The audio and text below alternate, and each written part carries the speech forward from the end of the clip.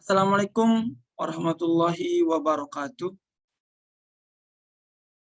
Kali ini saya akan membahas tentang teori humanistik Abraham Maslow dalam meningkatkan afektif siswa di sekolah menengah atas. Di era kontemporer ini, banyak tindakan tidak bermoral di dunia pendidikan, seperti berkelahi, berkata kasar, tidak sopan terhadap pendidik, menyontek, dan bahkan keliti, dan lain sebagainya.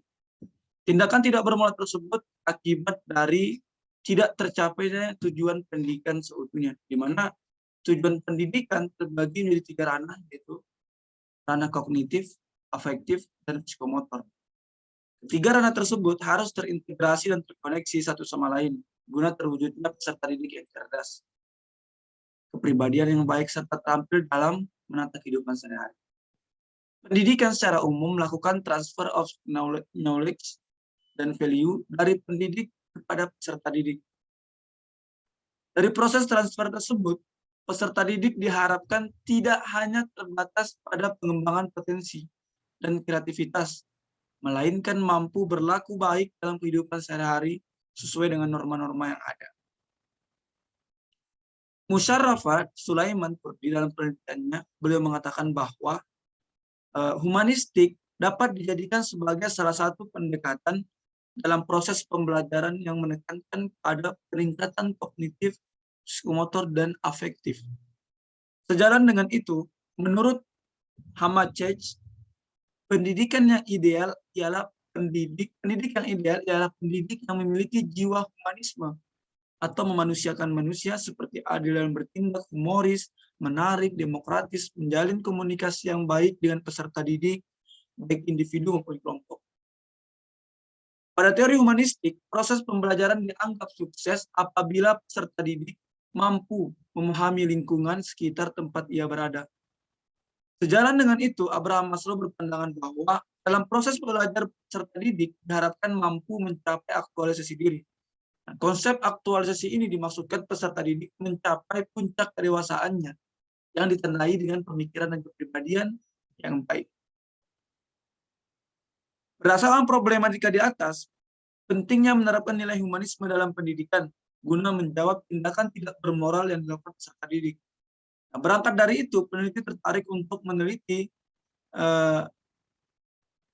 teori humanistik dalam meningkatkan afektif siswa dengan mengambil judul penelitian teori Abraham Maslow dalam meningkatkan afeksi siswa di sekolah menengah atas. Penelitian ini bertujuan untuk mengetahui dan memahami bahwa teori humanisme mampu meningkatkan afeksi siswa di sekolah menengah atas. Kemudian penelitian ini menggunakan pendekatan kualitatif dengan jenis penelitian library research atau penelitian kepustakaan. Penelitian pustaka yaitu penelitian yang subjeknya hanya berupa literatur atau pustaka. Sumber data berangkat dari dokumentasi yang berasal dari buku dan jurnal yang membahas tentang teori humanistik Abraham Maslow dalam meningkatkan afektif siswa di sekolah menengah atas. Teknik pengumpulan data pada penelitian ini adalah teknik dokumentasi, di mana teknik dokumentasi adalah pengumpulan data dengan cara memilih data yang berkorelasi dengan judul penelitian. Metode dokumentasi pada penelitian ini dengan cara mengumpulkan berkas yang penting bersumber dari buku dan jurnal ilmiah yang dapat menunjang penelitian. Adapun langkah taktis dalam penelitian ini berupa menganalisis dengan cara mengamati setiap data yang ditemukan baik dari jurnal maupun buku yang relevan dengan teori humanistik dalam meningkatkan afektif siswa SMA dengan menggunakan landasan teori humanistik Abraham Maslow. Konsep pemikiran dalam penelitian ini yang pertama membahas tentang humanistik Abraham Maslow sendiri, yang kedua karakteristik afektif, kemudian yang ketiga karakteristik SMA, kemudian pada akhirnya humanistik Abraham Maslow dalam meningkatkan afektif. Sebelum kita membahas tentang teori hierarki kebutuhan dari humanistik Abraham Maslow, perlu diketahui bahwa Abraham Maslow lahir pada tahun 1908 di New York dan wafat pada tahun 1907 di California. Ia terkenal dengan pandangannya yang melahirkan teori hierarki kebutuhan, di mana teori hierarki kebutuhan itu yang pertama kebutuhan fisiologis, kebutuhan rasa aman, cinta dan kasih sayang, kebutuhan untuk dihargai, dan yang paling tertinggi kebutuhan aktualisasi diri. Nah, atas pandangan ini, ia dijuluki sebagai Bapak Psikologi Humanistik. Psikologi humanistik tidak hanya terfokus kepada pengembangan potensi, melainkan juga memiliki minat yang eksklusif terhadap pengembangan tingkah laku manusia. Maslow berpandangan bahwa terdapat hierarki kebutuhan pada manusia, mulai dari paling mendasar sampai pada kebutuhan tertinggi. Hierarki inilah yang kemudian membantu pendidik memahami peserta didik untuk menciptakan lingkungan yang baik dalam pembelajaran. Nah, ia membagi hierarki tersebut dalam 5 tingkatan dasar tadi. Yang dimana tingkatan paling dasar ialah kebutuhan fisiologis, dan yang paling tertinggi ialah kebutuhan aktualisasi diri. Kebutuhan fisiologis. Kebutuhan fisiologis ialah kebutuhan paling mendasar berupa kebutuhan sandang, papan, pangan. Kebutuhan fisiologis kerap disebut sebagai kebutuhan biologis, yang merupakan kebutuhan yang harus dipenuhi terlebih dahulu, seperti kebutuhan akan makan, nutrisi, oksigen, air, dan lain sebagainya. Kemudian kebutuhan yang kedua adalah kebutuhan rasa aman. Kebutuhan rasa aman adalah kebutuhan yang harus dipenuhi setelah kebutuhan fisiologis tadi.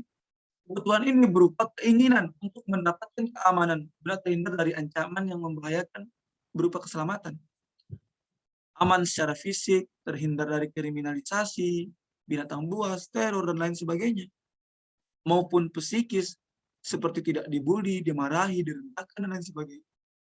Kebutuhan ini memiliki bermacam sisi, seperti keinginan untuk mendapatkan perlindungan, keinginan untuk bebas dari suatu yang mengancam, dan keinginan untuk menghadirkan lingkungan yang tentram dan damai. Dua hal yang diimpikan anak ialah perasaan ketenangan dan rasa aman, seperti anak ketika sakit.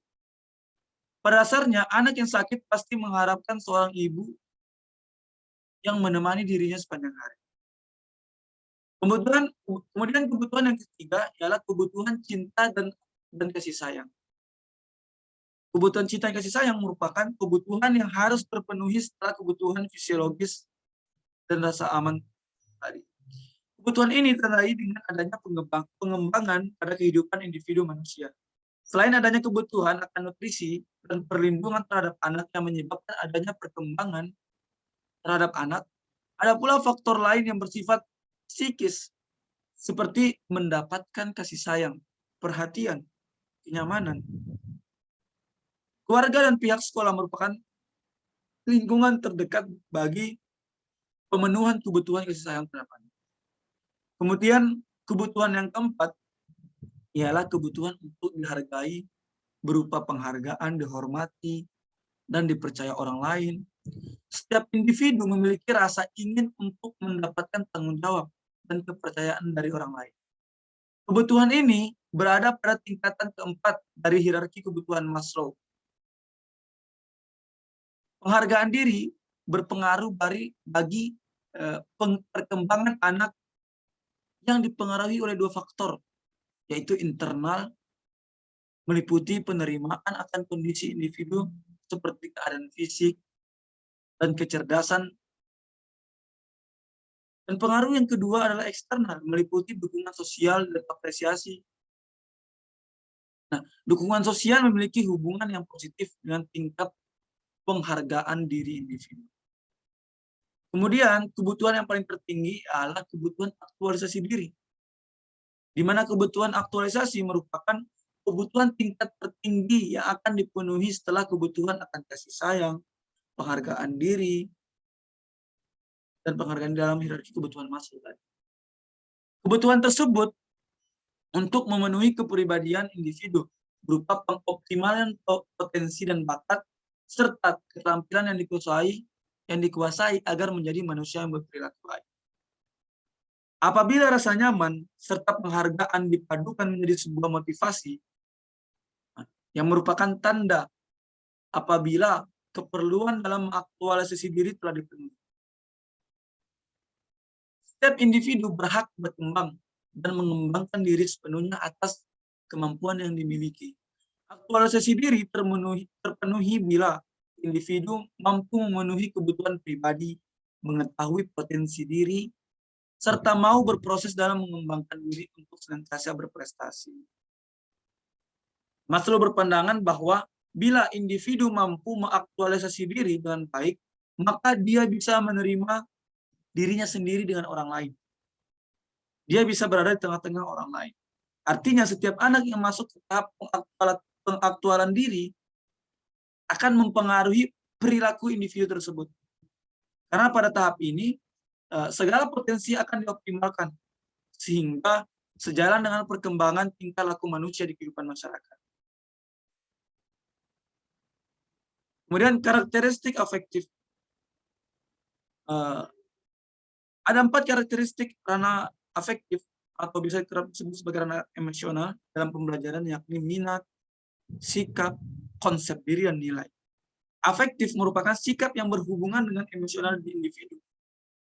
Zuhriya dalam penelitian Muwaffaq menjelaskan bahwa sikap akan berubah apabila individu sudah memiliki kemampuan kognitif tingkat tertinggi. Emosi yang dimaksudkan di sini berupa nilai, rasa syukur, perasaan, dan sikap. Ada 5 kategori klasifikasi tujuan domain efektif.